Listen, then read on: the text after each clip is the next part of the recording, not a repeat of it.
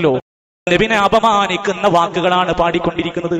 കണ്ണാടിയിലൂടെ mic വെച്ച് നമ്മൾ കേൾക്കുന്ന വാക്കുകൾ നിങ്ങൾ അർത്ഥം വെച്ച് പഠിക്കണം. അർത്ഥം വെച്ച് നിങ്ങൾ ഗൂഗിൾ ട്രാൻസ്ലേഷൻ എടുത്തിട്ട് ഒന്ന് വെറുതെ നിങ്ങൾ സ്വയം പഠിച്ചോ. ഇങ്ങനെ മറ്റൊരാൾ പറ്റിച്ചു തോന്നണ്ടല്ലോ. യാ നബി സലാം അലൈക്കും, യാ റസൂൽ സലാം അലൈക്കും.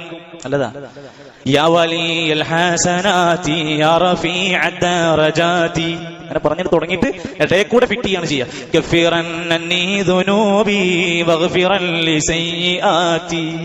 നബിയെ, എന്റെ എല്ലാ ചെറുതും വലുതുമായ എല്ലാ പാപങ്ങളും നിങ്ങൾ പുറത്തു തരണം. നിങ്ങൾ ആരാ?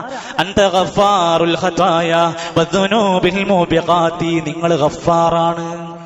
അള്ളാന്റെ പേരാണ് ഗഫാർ, അള്ളാന്റെ പേരാണ് ഗഫൂർ. ഇതൊക്കെ നബിക്ക് ഇട്ടുകൊടുത്തു. അൻത ഗഫാറുൽ ഖതായ വദുനൂബിൽ മുബിഖാതി. ഇങ്ങനെ ചില ഉദാഹരണങ്ങൾ പറഞ്ഞതാ.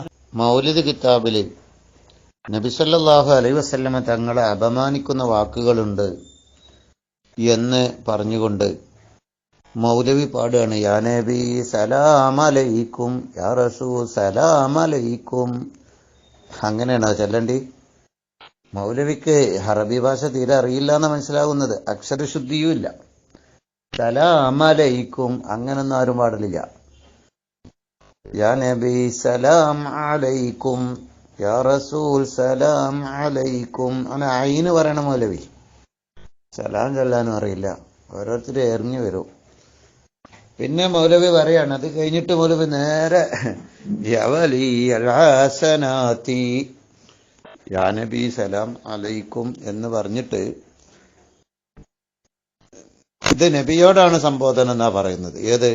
യാ വലിയൽ ഹസനാതി എന്ന വാക്കും ഗഫീറൻ അന്നി ദുനൂബി വഗ്ഫിറൻ ലിസയ്യിആതി അന്ത ഗഫാറുൽ ഖതായ. ദോഷം വെറുക്കാൻ വേണ്ടി നബിയോട് പറഞ്ഞു.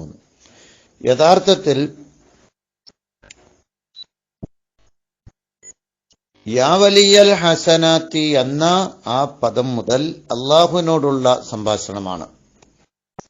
അതുവരെ ചിലപ്പോൾ നബി സല്ലല്ലാഹു അലൈഹി വസല്ലം തങ്ങൾ മദ്ഹ് പറയുകയും നബിയോട് സംഭാഷണം ഉണ്ട്. അതിനുശേഷം അവിടെ നമ്മൾ പൊതുവെ ചൊല്ലുമ്പോൾ തന്നെ ടൂണ് മാറ്റിയിട്ടാ ചെല്ലല്. അള്ളാഹുവിനോടുള്ള ദുആയായിട്ട്, അള്ളാഹുവിനോടുള്ള സംഭാഷണമായിട്ടാണ് അവിടെ പറയുന്നത്. അള്ളാഹുവിനെയാണ് അവിടെ മുതൽ വിളിക്കുന്നത്. അത് എല്ലാ വ്യാഖ്യാതാക്കളും, മങ്കൂസ് മൗലൂദിന്റെ വ്യാഖ്യാതാക്കളും പണ്ഡിതന്മാരൊക്കെ നമ്മൾ എപ്പോഴും പറയുന്നതാണ്. എങ്കിലും മുസ്ലിമീങ്ങളെ മുശ്രിക്കാക്കാതെ ഉറക്ക് കിട്ടില്ല ഈ മൗലവിമാർക്ക്. എന്നിട്ട് ഇവർ പറഞ്ഞ് പ്രചരിപ്പിക്കാണ് കള്ളപ്രചരണം, ആടിനെ പട്ടിയാക്കുന്ന പ്രചരണം. ഇത് നബി സല്ലല്ലാഹു അലൈഹി വസല്ലം തങ്ങളോട് പറയാണ്. എന്നിട്ട് എന്ത് പറയുന്നു? നബിയോട് പാപമോചനം തേടി, പിന്നെ ഗഫാറാണെന്ന് പറഞ്ഞു, ഗഫൂറാണെന്ന് പറഞ്ഞു. അതൊക്കെ അള്ളാഹുവിനോടുള്ള സംഭാഷണമാണ് മൗലവി. ഇവിടെ അള്ളാഹുവിന്റെ വിശേഷണമാകുന്ന റഹീം എന്ന വിശേഷണം ഖുർആനിൽ തന്നെ അള്ളാഹുവിന്റെ റസൂലിനും പറഞ്ഞിട്ടുണ്ട്. റഊഫ് എന്ന വിശേഷണം പറഞ്ഞിട്ടുണ്ട്. വലി എന്ന വിശേഷണം പറഞ്ഞിട്ടുണ്ട്. അങ്ങനെ ധാരാളം വിശേഷണം അള്ളാഹുവിനും റസൂലിനും ഒരുപോലെ പറഞ്ഞത് കാണാം. അതിലൊക്കെ അർത്ഥവ്യത്യാസം ഉണ്ടാവും. ഓരോന്നിനും ഓരോന്നിൻ്റെതായ പരിധിയിൽ അർത്ഥം വെക്കണം എന്നത് വേറൊരു വിഷയം. ഇവിടെ ഏതായാലും പറയുന്നത് അള്ളാഹുവിനോടുള്ള സംഭാഷണമാണ്. അതുകൊണ്ട് ഇങ്ങനെ ജനങ്ങളെ കബളിപ്പിച്ച് തെറ്റിദ്ധരിപ്പിക്കുന്ന മൗലവിമാരെ സൂക്ഷിക്കണം. ആ മൗലിദ് കിതാബിൽ തന്നെ ഇങ്ങനെ കബളിപ്പിക്കുന്നുണ്ടെങ്കിൽ ഖുർആനിലും ഹദീസിലും മറ്റു ഗ്രന്ഥങ്ങളിലൊക്കെ വരെ എത്രമാത്രം കള്ളത്തരങ്ങൾ പടച്ചുവിടുകയും പ്രചരിപ്പിക്കുകയും ചെയ്യുന്നുണ്ട് എന്ന് നിങ്ങൾ മനസ്സിലാക്കണം എന്ന് ഓർമ്മപ്പെടുത്തുന്നു. അസ്സലാമു അലൈക്കും.